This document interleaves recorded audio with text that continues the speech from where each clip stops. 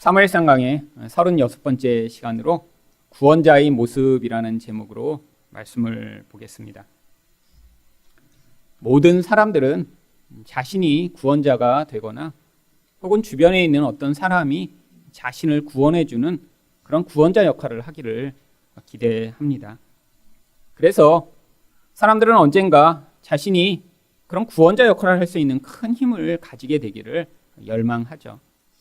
세상에서는 그런 구원자의 역할로 돈이 많은 사람, 또 정치적 리더십을 발휘하는 사람, 또 어떤 탁월한 능력을 가진 사람들이 그런 구원자 역할을 자칭하는 경우들이 가끔씩 있습니다.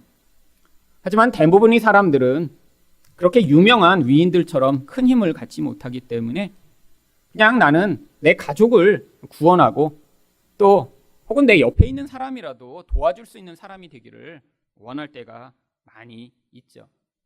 사람들은 이렇게 누군가로부터 그런 구원을 기대하기 때문에 결혼할 때도 남자가 내가 너를 평생토록 행복하게 해줄게 라고 하는 말에 쉽게 넘어가는 것입니다. 그런데 이렇게 사람이 사람을 정말 행복하게 해줄 수 있나요? 일시적인 만족은 줄 수 있지만 사람은 사람을 영원토록 행복하게 만들어줄 수 없습니다. 왜냐하면 인간은 그렇게 다른 사람을 구원할 정도의 완벽한 존재가 아니기 때문이죠. 성경에 나와 있는 이 다윗과 골리앗의 이야기를 보면서 이런 구원자가 되기를 원하거나 혹은 주변에 있는 사람이 구원자 역할을 하기를 바라는 사람은 언젠가 나도 이렇게 때를 기다리면 하나님이 나를 이렇게 멋진 그런 기회를 통해 다윗과 같은 자리에 세우시지 않을까라고 생각하는 경우들이 많이 있습니다. 그런데 이렇게 성경을 읽는 방법은 성경을 가장 잘못 읽는 방법입니다. 여기 나와 있는 이 다윗을 통해서 성경은 참 구원자가 어떠한 모습으로 임하시게 될 것인가를 보여주고자 하는 것이죠. 우리가 이렇게 훈련하고 노력하다 보면 언젠가 다윗과 같은 구원자가 될 것임을 보여주고자 한 것이 아닙니다. 성경이 이야기하는 우리의 본질적 모습은 무엇인가요? 바로 이 골리앗을 만난 이스라엘 백성들의 모습입니다. 11절은 골리앗 앞에 선 이스라엘 백성들의 모습을 이렇게 묘사합니다. 사울과 온 이스라엘이 블레셋 사람의 이 말을 듣고 놀라 크게 두려워하니라. 겉으로는 괜찮은 척 행세할 수 있지만 인간의 영혼 안에 있는 이 깊은 두려움은 결국 사람들의 영혼을 뒤흔들고 결국 그 두려움의 근거에 어떤 행동을 하게 만드는 가장 중요한 힘입니다. 어떤 사람도 이 두려움에서 벗어날 수 없죠. 결국 이 두려움 때문에 하나님 말씀에도 순종하지 못하는 것이고요. 이 두려움 때문에 결국 머뭇머뭇거리며 살아가고 이 두려움 때문에 또 자기가 해야 될 일을 하지 않고 회피하는 것이 바로 우리들의 모습인 것이죠.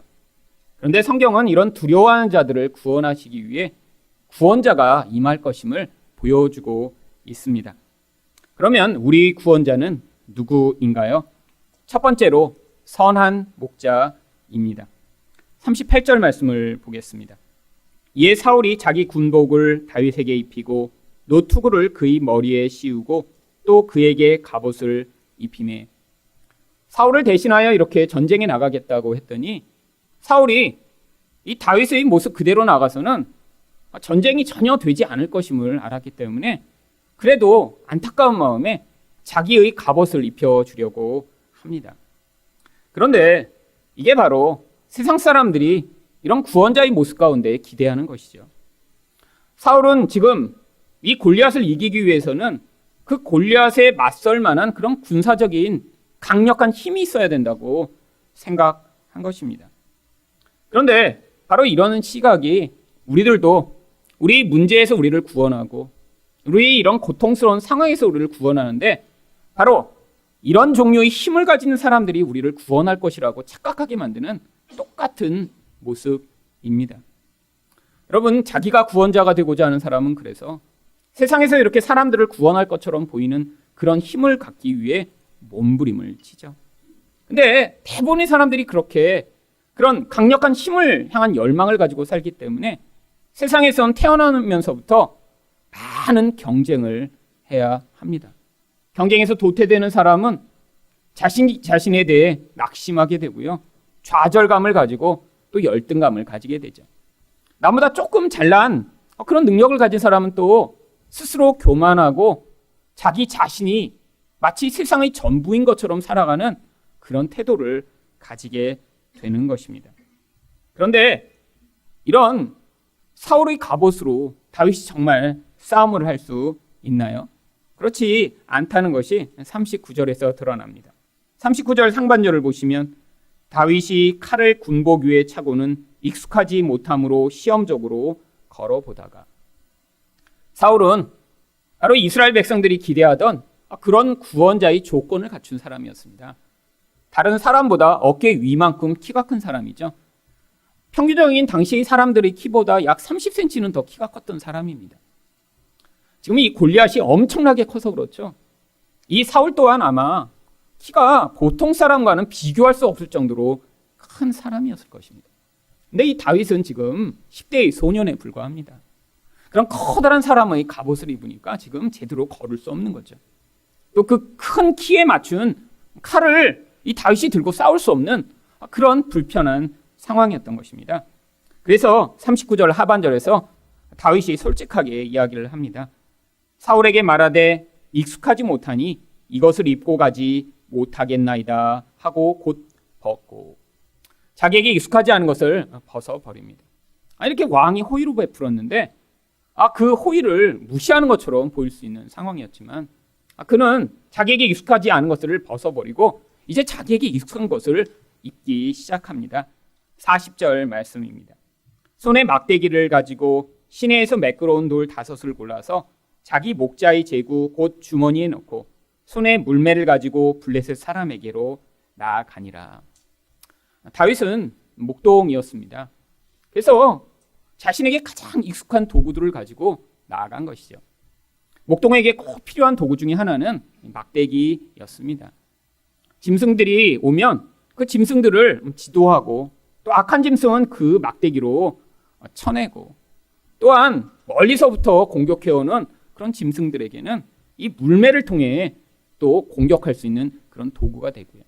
또 그런 일들을 위해 목자들이 흔히 가지는 지금으로 얘기하면 크로스백 같은 것이겠죠. 이런 가방을 옆에 이제 차고 이제 골리앗에게로 나아간 것이죠. 왜 성경이 이 다윗이 이런 목자들이 가지는 이런 도구들을 가지고 골리앗을 상대하기 위해 나아갔음을 이야기하고 있는 것일까요? 바로 앞으로 우리를 구원할 어떤 분이 이런 참 목자가 되셔서 오실 것임을 모형하여 보여주고자 하는 것입니다. 여러분, 우리를 구원할 분은 군사적인 힘, 세상적인 힘을 가진 분이 아니라는 거예요. 그래서 바로 이 이야기를 앞으로의 예언으로 선포한 말씀이 에스겔 34장 23절에서 24절까지 말씀에 있습니다. 내가 한 목자를 그들 위에 세워 먹이게 하리니 그는 내 종 다윗이라. 그가 그들을 먹이고 그들의 목자가 될지라. 나 여호와는 그들이 하나님이 되고 내 종 다윗은 그들 중에 왕이 되리라. 나 여호와의 말이니라. 여러분, 이 절에 나와 있는 바로 앞으로 임할 구원자의 모든 조건이 오늘 본문에서 그림으로 그려지고 있는 바로 다윗의 모습 아닌가요? 앞으로 목자가 임할 거래요. 근데 그 목자가 구원을 해주는데 그 목자가 다윗이래요. 물론 이미 죽어버린 그 다윗이 아니라 다윗의 후손으로 오실 그 다윗의 자손인 예수 그리스도를 이야기하고 있는 것이죠. 근데 그분이 또 어떤 분이세요? 그분이 바로 왕이시라라고 하는 것입니다. 바로 이 약속대로 예수 그리스도가 이 땅에 오셨는데 그 예수 그리스도가 바로 스스로를 선한 목자다라고 말씀하고 계십니다. 요한복음 10장 14절부터 15절 말씀입니다. 나는 선한 목자라. 나는 내 양을 알고 양도 나를 아는 것이 아버지께서 나를 아시고 내가 아버지를 아는 것 같으니 나는 양을 위하여 목숨을 버리노라. 예수님은 자신이 선한 목자다라고 이야기를 하십니다. 근데 선한 목자의 두 가지 아주 중요한 조건을 말씀하세요. 첫 번째는 바로 목자가 양을 잘 알고 계시다라고 하는 것입니다. 어느 정도로 잘 아시냐면 하나님이 예수님을 아시고 예수님이 하나님을 아시다. 근데 예수님과 하나님의 관계는 어떤 관계죠? 마치 하나인 것 같은 관계세요. 두 분이 그들의 감정과 모든 생각까지 다 공유할 정도로 다 알고 계세요. 근데 예수님이 우리를 어떻게 알고 계시다고요? 우리 과거, 현재, 미래뿐 아니라 우리 존재를 다 꿰뚫고 계시다는 거예요. 근데 예수님이 아시는 것이 무엇이 중요한가요? 바로 목자의 가장 중요한 역할은 바로 그 양에게 가장 필요한 것들을 공급하는 것입니다. 여러분, 양이 말을 할 수 있나요? 아닙니다. 근데 어떤 양은 아플 수 있잖아요. 어떤 양은 두려울 수 있죠. 어떤 양에게는 지금 먹이가 필요하고 또 어떤 양은 물이 필요합니다. 근데 그 양들이 그 모든 상황 가운데 있는 모든 것을 목자가 잘 꿰뚫어야, 그래야 그 양에게 가장 필요한 것을 공급해 줄 수 있는 것이죠. 근데 예수님이 바로 우리 목자가 되신대요. 그래서 지금도 바로 이 일을 행하고 계십니다. 여러분, 우리는 사실 정말 우리에게 뭐가 필요한지 모를 때가 많이 있습니다. 아니, 지금 나에게 이게 필요해요. 하나님한테 간구하고 있는데, 근데 실제로는 그것이 아니라 다른 것이 필요할 때가 훨씬 많죠. 우리는 우리 미래가 어떻게 될지 알지 못합니다. 나의 영혼의 상태가 어떤지 알지 못하죠. 그래서 정말 우리에게 필요한 것이 아니라 다른 것을 간구하고 원할 때가 많이 있습니다. 여러분, 어린아이들을 키우시다 보면 그런 거 경험하실 때가 많으실 거예요. 아니, 애한테 지금 정말 필요한 것이 다른 건데 엉뚱한 것을 달라고 떼쓸 때가 있습니다. 지금 너무 피곤해서 자야지 돼요. 근데 자꾸 놀겠대요. 아니, 또 지금 배고파서 또 적절한 맛있는 걸 먹어야 하는데 지금 밥 안 먹고 텔레비 보겠대요. 이게 어린아이의 수준이죠. 근데 좋은 부모는 어떻게 하나요? 그 아이가 원하는 것이 아니라 그 아이에게 가장 좋은 것, 또 가장 필요한 것을 공급해주는 부모가 좋은 부모입니다. 바로 우리 예수님이 우리에게 지금 그렇게 공급하고 은혜를 베풀어 계시다라고 하는 것입니다. 두 번째로 이 선한 목자의 또한 조건이 무엇인가요? 자기를 희생하는 사랑을 베풀어 주신다라고 하는 것이죠. 여러분, 우리가 무엇을 잘하고 또 무슨 이쁜 짓을 해서 하나님이 우리를 사랑하신 것이 아니라라고 하는 것입니다. 예수님의 사랑은 바로 우리가 그 사랑을 받을 만한 조건이 없는데 우리가 죄인이고 우리가 하나님과 원수 되었을 때 우리를 향해 베푸신 그 사랑으로 우리가 어떠한 사랑을 받은 자 되었는지를 먼저 우리에게 확증해 주신 것입니다. 바로 그래서 예수님이 선한 목자가 되시는 것이죠. 여러분, 바로 이 예수님 또 이 하나님이 이렇게 하나님 백성들의 인생을 목자가 되셔서 이끌고 계심을 가장 선명하게 보여주고 있는 그런 말씀이 시편 23편입니다. 바로 이 시편 23편을 목자 역할을 했었던 다윗이 기록하고 있는 것은 우연이 아니죠. 바로 자신이 그런 목자 역할을 하며 하나님이 내 인생에서 참 목자가 되시는구나라는 사실을 영적으로 깨달아 이 시편을 쓴 것입니다. 시편 23편 1절부터 4절까지 말씀을 보시면 여호와는 나의 목자시니 내게 부족함이 없으리로다. 그가 나를 푸른 풀밭에 누이시며 쉴만한 물가로 인도하시는도다. 내 영혼을 소생시키시고 자기 이름을 위하여 의의 길로 인도하시는도다. 내가 사망의 음침한 골짜기로 다닐지라도 해를 두려워하지 않을 것은 주께서 나와 함께 하심이라. 주의 지팡이와 막대기가 나를 안위하시나이다. 여러분, 이 시편 23편 좋아하는 분들 많이 있습니다. 저도 이 시편 23편 참 많이 좋아했습니다. 근데 왜 이 시편을 이렇게 좋아했나 생각해 보니까 제 인생 가운데 너무나 불만족한 때가 많았기 때문인 것 같아요. 그래서 우리 하나님이 이렇게 부족함 없이 채워주신다는 그 말씀이 제가 위로가 됐던 거죠. 또한 인생 가운데 너무 피곤해서 힘들었던 적이 너무 많았습니다. 솔직히 제가 20대 때는 제가 30살까지 살 수 있을까 늘 걱정했어요. 그냥 매일의 삶이 숨 쉬는 게 힘들고 피곤했어요. 매일. 그래서 이렇게 숨 쉬는 것도 힘든데 내가 30살까지 살 수 있을까? 그래서 그때 정말 영혼을 소생시키신다는 이 말씀이 제게 참 위로가 됐습니다. 또한 영혼이 짓눌려서 죽을 것 같은 때가 너무 많았어요. 그뿐 아니라 도대체 내가 가고 있는 길이 맞나? 내 앞에 도대체 무슨 미래가 펼쳐져 있는지에 대해서 너무나 의문이 많았고요. 또한 사망의 음침한 골짜기 같은 인생을 걸어갈 때가 아주 많았습니다. 그때마다 이 시편을 읽으며 하나님이 나의 목자가 되시지. 지금 눈에 보이지 않지만 하나님이 내 영혼을 소생시키시지. 그 하나님이 나를 이 사망의 음침한 골짜기에서도 지키시지라는 믿음을 하나님께 두어야지만 살 수 있는 상황이 너무나 많았기 때문에 바로 그 과정을 지나가며 이 시편을 암송하고 외우며 하나님의 은혜를 붙들었던 것입니다. 여러분, 성도의 인생이 바로 그렇게 되어 있는 거예요. 여러분, 성도의 인생 가운데 우리 또한 다 보이지 않는 하나님이 아니라 눈에 보이는 무엇인가, 아니 눈에 보이는 어떤 사람이 이런 나의 구원자가 되어주기를 기대할 경우가 얼마나 많이 있나요? 여러분, 우리 인생 가운데 우리가 낙심하고 실망하는 경우가 주로 언제죠? 믿었던 그 사람 때문에 낙심하는 건 아닌가요? 그 사람이 그렇게 견고하고 친절하고 또 흔들림 없이 나를 잘 세워주고 온전케 하리라고 기대했는데 가까이 지내다 보니까 너무 허당이에요. 내가 의지했다가는 그냥 같이 다 망해버릴 것 같은 그 사람이라 그래서 낙심하는 경우 얼마나 많으신가요? 또 그래서 사람이 아니라 그러면 나는 돈을 의지할 거야 그래서 돈을 더 깊이 의지했더니 그 돈이 정말 사람을 구원할 수 있나요? 아무리 많은 돈을 가져도 결국 그 돈은 돈에 불과한 것입니다. 결국 하나님이 성도의 인생 가운데 어떤 때는 이런 사망의 음침한 골짜기 같은 과정을 지나가게 하심으로 그 과정 가운데 예수만이 우리의 참 목자며 구원자가 되심을 발견할 수 있도록 은혜를 베풀어 주시는 것입니다. 두 번째로 우리 구원자는 누구인가요?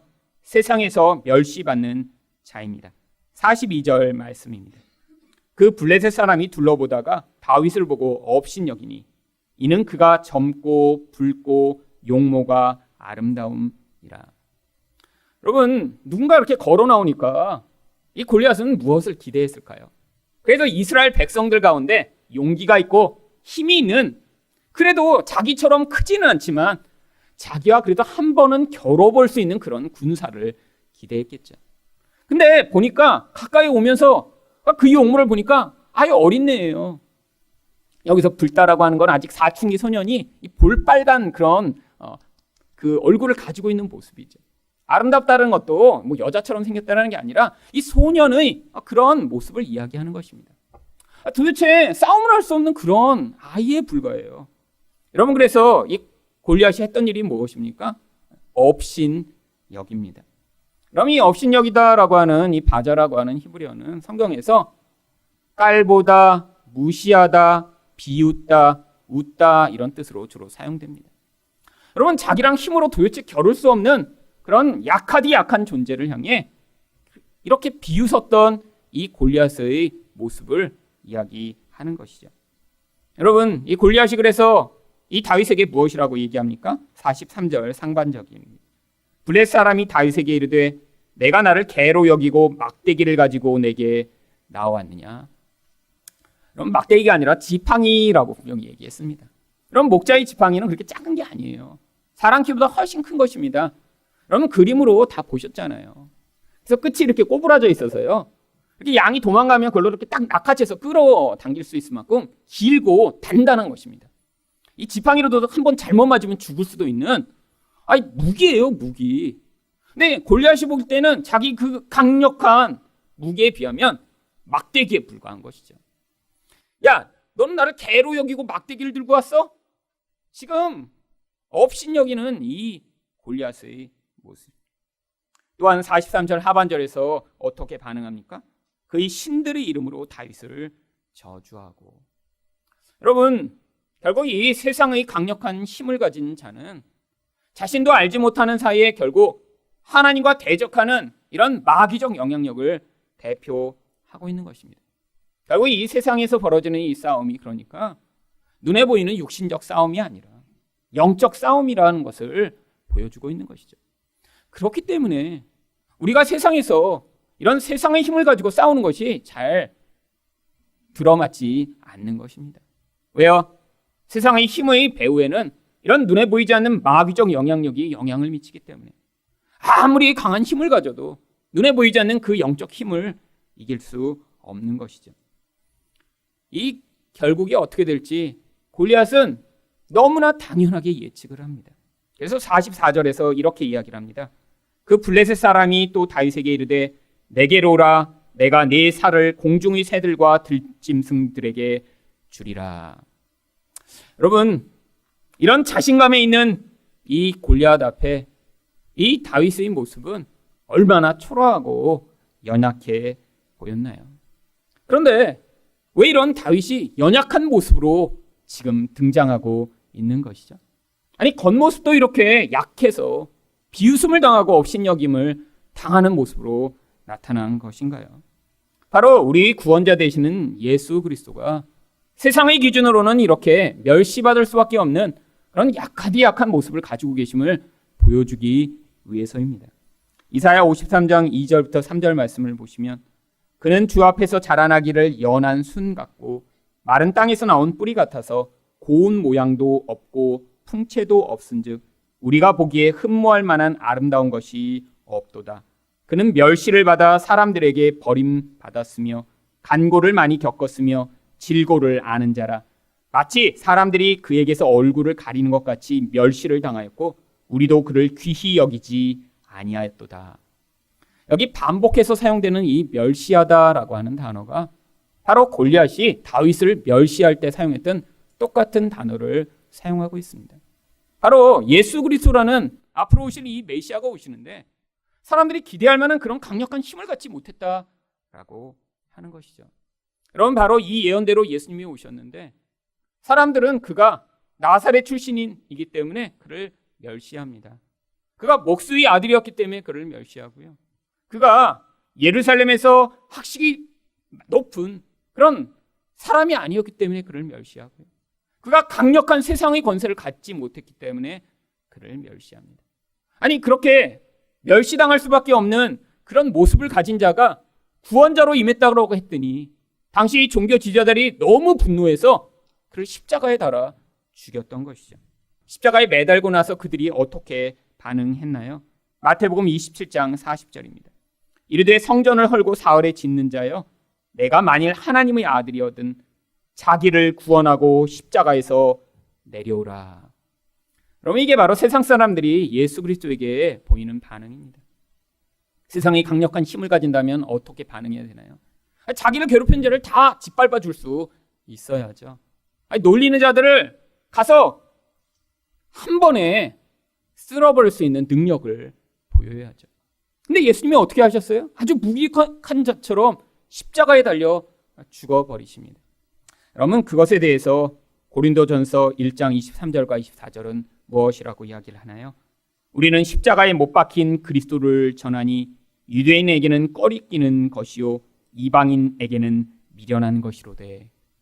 여러분, 영적으로 시각이 열리지 않은 자는 그래서 바로 이 예수가 이렇게 약한 모습으로 십자가에 달려 돌아가신 것을 받아들일 수 없다라고 하는 것입니다. 그런데 여기서 반전이 있습니다. 하나님이 하나님 백성의 눈을 열어주셔서 그곳에서 바로 이런 약한 예수를 믿는 자들을 불러내고 계신 것이죠. 그래서 24절이 무엇이라고 얘기합니까? 오직 부르심을 받은 자들에게는 유대인이나 헬라인이나 그리스도는 하나님의 능력이요 하나님의 지혜니라. 여러분, 십자가에 매달린 그 예수를 바라보며 아니, 저렇게 약하게 죽어버린 저런 자가 어떻게 하나님이셔? 라고 이야기하는 이것이 아주 보편적인 것이라는 거예요. 오히려 그 예수를 보며 하나님은 저렇게 십자가로 우리를 구원하시는구나 라고 받아들이는 이것이 바로 하나님으로부터 부름받은 자들이 놀라운 은혜의 모습이라고 하는 것이죠. 여러분, 그런데 정말 우리가 이렇게 약한 예수의 모습을 지금도 구원자로 기대하고 있나요? 제 인생을 돌아보니까 먼저 저부터 그렇지 않았습니다. 늘 기도하며 강한 예수님을 기대했어요. 왜죠? 그 강한 예수님이 나에게 오셔서 그 강한 힘을 발휘해 주셔야 나의 문제가 해결되고 나를 구원하실 수 있다라고 생각을 했으니까요. 제가 생각하던 구원은 늘 나의 문제에서 그 문제를 해결해 주는 그런 구원이었습니다. 내가 약할 때 나를 그 약함에서 강하게 만들어주는 그런 구원이었습니다. 근데 살다 보니까 예수님이 그런 방식으로 개입해 오시지 않는 거예요. 예수님을 그런 강한 분으로 저도 기대하고 내 인생에서 기도 열심히 하면 그런 놀라운 구원의 모습으로 나를 그 문제에서 해결해줘서 저도 모든 문제가 없고 그런 강한 자로 만들어줄 것이라고 기대했는데 하나님이 그렇게 개입해 오시지 않자 제 마음 가운데 하나님을 향한 낙심과 실망이 생기기 시작했습니다. 여러분, 20여 년 전에 제가 그렇게 낙심이 너무 심했을 때 그때 그래서 제가 했던 일이 있습니다. 그때 너무 가난하고 힘들어서 아니 하나님이 이렇게 기도 열심히 하면 우리 집을 다시 경제적으로 회복시켜 주실 것이라고 믿었는데 아무리 기도를 해도 하나님이 그 깊은 가난에서 구원해 주시지 않으시더군요. 그래서 그때 했던 일이 이 하나님이 이렇게 구원하시지 않으니까 나라도 구원의 방법을 찾아야겠다라고 생각을 해서 그때 했던 일이 로또를 사는 일이었습니다. 근데 평생 안 사보다가 이게 로또 이렇게 판매점에 가서 이렇게 살려고 그러니까 가슴이 두근두근 하나님 보고 계신 것 같은 거예요. 근데 그때까지 저도 열심히 해봤거든요. 기도도 열심히 해보고. 근데 하나님이 제가 원하는 방식대로 구원하시지 않았어요. 그래서 그때 가서 처음으로 로또를 5장을 샀습니다. 그리고 지갑에 넣고 한 주 동안 얼마나 부푼 꿈으로 기다렸는지. 이게 이 중에서 5개나 샀는데 하나는 되지 않을까? 아니 1등이 아니더라도 2등만 돼도 그래도 좋겠다. 2등만 돼도 지금 당장 있는 이 고통스러운 상황은 벗어날 수 있지 않을까? 한 주가 지난 뒤에 로또 판매점 앞을 가며 두근거리는 마음으로 꺼내서 숫자를 확인했더니 4개가 꽝이고 하나가 보너스에 당첨됐더라고요. 그래서 하나를 바꿨습니다. 그래서 그 하나를 다시 지갑에 넣고 이번 주에는 지난주에 내가 이렇게 너무 하나님 앞에서 기도도 안 하고 로또만 사서 이게 안 됐나?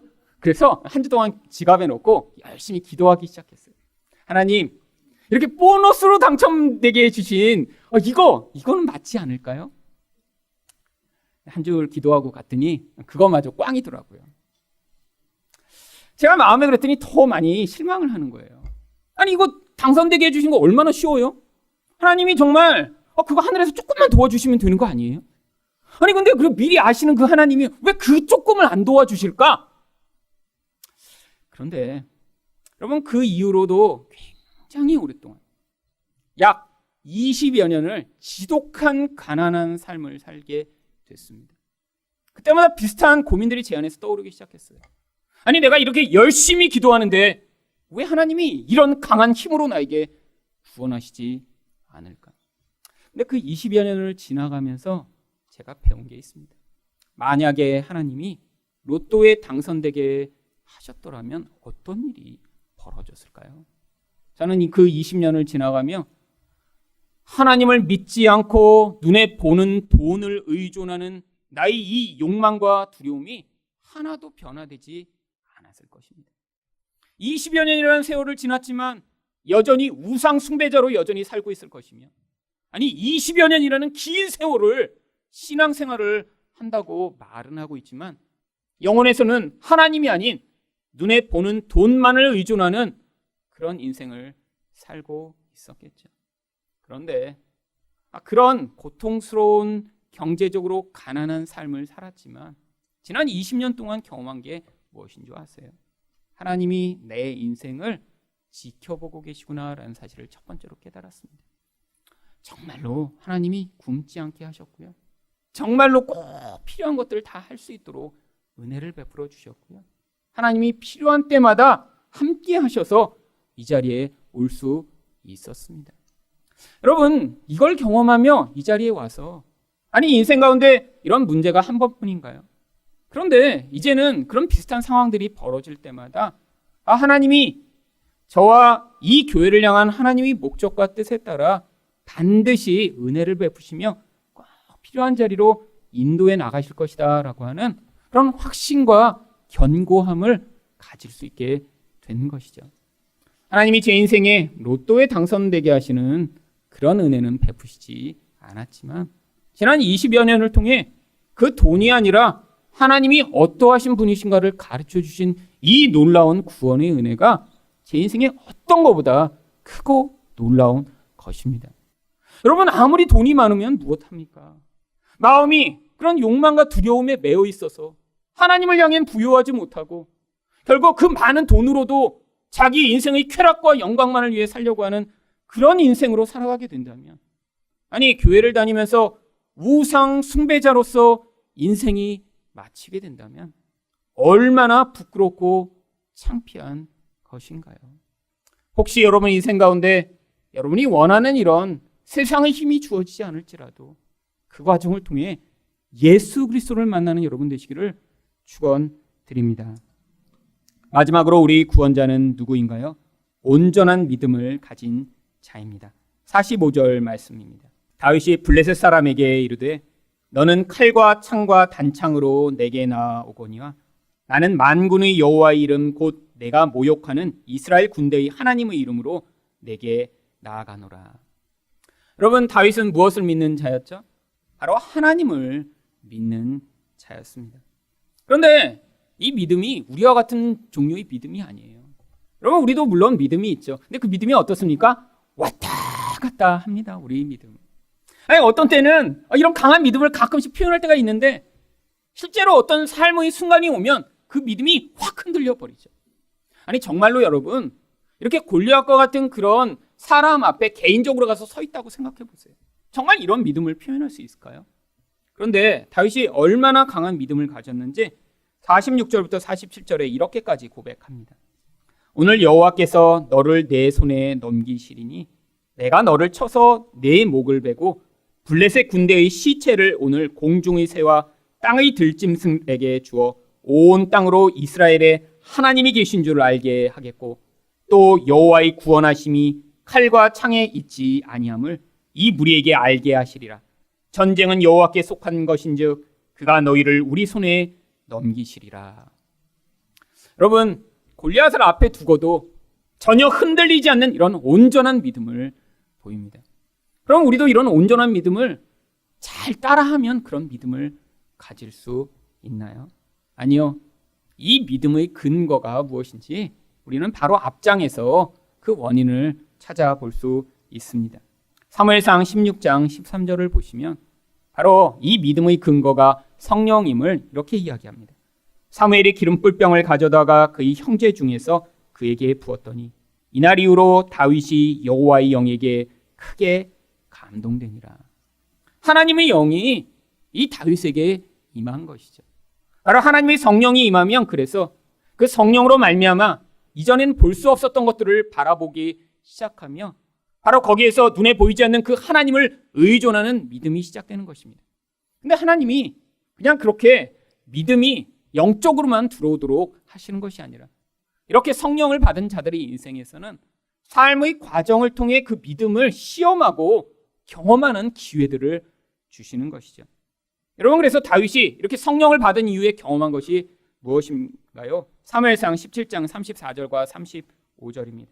다윗이 사울에게 말하되 주의 종이 아버지 양을 지킬 때 사자나 곰이 와서 양떼에서 새끼를 물어가면 내가 따라가서 그것을 치고 그 입에서 새끼를 건져내었고 그것이 일어나 나를 해하고자 하면 내가 그 수염을 잡고 그것을 쳐 죽였나이다. 도대체 있을 수 없는 이런 행동을 어떻게 하게 된 것이죠? 바로 성령을 받은 사람이었기 때문에 가능한 것입니다. 여러분, 그냥 다윗이 어려서부터 막 다른 아이들과는 다른 특별한 그런 놀라운 용기를 가졌기 때문에 이런 삶을 살았던 것이 아니라 그에게 성령이 임해서 그가 앞으로 임할 어떤 일에 대한 준비로 성령이 그의 인생을 이끌어 가시며 이 모든 놀라운 경험들을 할 수 있도록 은혜를 베푸시며 그 과정을 통해 하나님이 어떠신 분인가를 삶의 경험을 통해 가르쳐 주신 것이죠. 바로 이 과정을 통해 다윗이 배운 게 무엇인가요? 사무엘상 17장 37절을 보시면 또 다윗이 이르되 여호와께서 나를 사자의 발톱과 곰의 발톱에서 건져내셨은즉 나를 이 블레셋 사람의 손에서도 건져내시리이다. 바로 하나님이 누구신가 하는 것에 대한 믿음을 배우게 된 것입니다. 여러분, 하나님이 우리 인생에서 개입해 오시는 방법도 이와 같습니다. 물론 다윗처럼 이렇게 짧은 기간에 어떠한 목적을 이루기 위해 하나님이 일시적으로 강력하게 성령을 부으시진 않지만 우리 인생에서도 예수를 그리스도로 고백하는 자들의 인생에선 인생의 긴 과정을 통해 그 과정에서 바로 이 성령이 이끄셔서 하나님이 누구신가를 인생을 통해 경험하는 그런 과정을 지나가며 그런 기회와 은혜들을 통해 이전에는 내가 하나님을 그런 하나님으로 고백하지 못하다가 점차 시간이 지나가고 그 상황들이 나의 힘이 아니라 하나님의 은혜의 결과임을 받아들이는 그 과정을 반복하며 하나님을 향한 이런 믿음의 고백을 하게 되는 그런 은혜를 베풀어 주시는 것이죠. 바로 이 모습이 예수 그리스도의 모습인 것입니다. 그래서 사도행전 10장 38절이 무엇이라고 이야기를 하나요? 하나님이 나사렛 예수에게 성령과 능력을 기름 붓듯 하셨음에 그가 두루 다니시며 선한 일을 행하시고 마귀에게 눌린 모든 사람을 고치셨으니 이는 하나님이 함께 하셨습니다.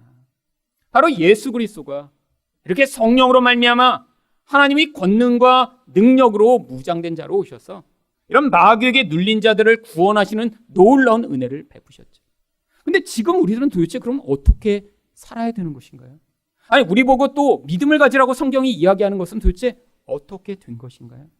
바로 이 과정이 신학적으로는 믿음의 전가라고 하는 표현을 사용합니다. 그러면 우리가 훌륭한 사람이 돼서 우리가 강한 믿음을 가져서 어떤 일을 하는 게 아니라 이런 온전한 믿음을 가진 예수 그리스도의 믿음이 이젠 성도들에게 전가되어 마치 그 믿음이 우리 믿음인 것처럼 하나님이 인정해 주시는 것이죠. 그래서 히브리서 12장 2절은 이렇게 이야기하고 있습니다. 믿음의 주여 또 온전하게 하시는 이인 예수를 바라보자. 여기 나와 있는 이 믿음의 주요라고 하는 이 주라고 하는 단어는 원래 시작하는 분이라고 하는 뜻도 가지고 있습니다. 근데 여기는 주라고 하는 번역보다 시작하는 분이라고 하는 뜻이 훨씬 더 맞는 번역이에요. 왜냐하면 바로 뒤에 대조적으로 온전하게 하시는 이라고 하는 또 믿음을 마무리하는 분이라고 하는 단어가 대조적으로 나오기 때문입니다. 예수가 어떤 분이시라고요? 믿음을 시작하시고 믿음을 마무리하시는 분이시기 때문에 우리가 바로 그분을 바라보고 있으면 예수 그리스도로 말미암아 우리 믿음이 시작되어 온전하게 될 것이다 라고 하는 것이죠. 아니, 도대체 어떻게 우리가 예수만 바라보면 그런 일이 벌어지게 되는 것인가요? 갈라디아서 5장 6절을 보시면 그리스도 예수 안에서는 사랑으로서 역사하는 믿음 뿐입니다. 바로 그리스도 예수 안에 우리를 넣으셔서 그 안에서 예수가 가지신 그 온전한 믿음을 우리에게도 전가해 주심으로 말미암아 나 혼자 내가 열심을 부리고 나의 노력으로 나의 믿음을 붙들려고 할 때는 늘 흔들리고 늘 온전하지 못한 그런 자리에 서 있다가 바로 예수 안에 있는 자들에게서만 이런 온전한 믿음으로 말미암는 결과들이 나타나는 것입니다. 여러분, 우리는 나약한 자들입니다. 우리는 두려움 때문에 결국 하나님의 뜻에 순종하지 못하는 자들이죠. 그런데 우리와 같은 나약하고 두려움 많은 자들도 이런 예수 그리스도의 온전한 믿음이 전가되면 바로 우리를 통해서도 이런 놀라운 하나님의 일들이 나타나는 결과가 나타나게 되어 있습니다. 그런데 중요한 것이 무엇인가요? 바로 이런 하나님의 일들을 행하기 전에 나라는 존재가 얼마나 두려움이 많은 자인가, 나라는 존재가 내 스스로는 얼마나 불완전한 자인가를 예수 그리스도 앞에서 온전히 의존하여 예수를 온전히 붙들 때 바로 그 믿음이 우리 안에 들어와 우리로 하여금 내가 불가능한 하나님의 일들을 만들어낼 때에도 그 모든 것에 대한 영광과 찬양을 우리 하나님께 돌려드리는 겸손한 태도를 유지할 수 있는 것입니다. 여러분이 바로 이런 구원자 되시는 예수 그리스도를 온전히 믿으면 우리 인생 가운데 목자 되시는 그 예수 그리스도의 풍성한 은혜와 공급을 경험하실 수 있는 것입니다. 여러분이 또 구원자 되시는 예수 그리스도를 온전히 믿어야 이 세상의 힘으로 세상에서 거짓 구원을 외치는 이 세상의 강력한 힘으로부터 자유를 얻을 수 있고요. 또한 예수를 온전히 믿으셔야 그 예수의 믿음이 우리 안에 들어와 우리 안에서 흔들리지 않는 온전한 믿음을 만들어내요. 우리와 같은 연약한 자를 통해서도 그 놀라운 하나님의 영광과 하나님의 능력이 드러나는 그 영광스러운 은혜를 경험하시게 될 수 있습니다. 예수님을 온전히 믿으심으로 이 은혜를 경험하시는 여러분 되시기를 축원드립니다.